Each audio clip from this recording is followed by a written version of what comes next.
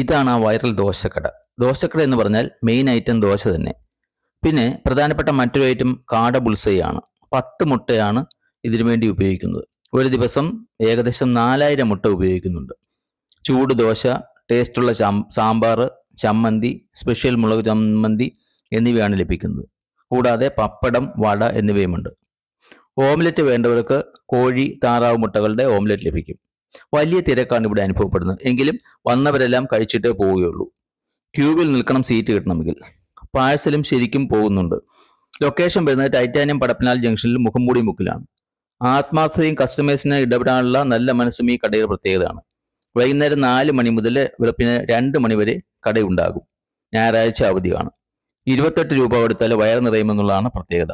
എത്ര മന്തിയും അതുപോലുള്ള സാധനങ്ങൾ കഴിച്ചാലും ഉള്ള ടേസ്റ്റ് ഈ ദോശ കഴിക്കുമ്പോൾ ലഭിക്കുന്നു. അതിനേക്കാൾ നല്ല ടേസ്റ്റാണ് ഈ ദോശ കഴിക്കുമ്പോൾ ഇവിടെ ലഭിക്കുന്നുള്ളതാണ് പ്രത്യേകത. അപ്പം നേരെ മുഖംമൂടി മുക്കിലേക്ക് പോരൂ.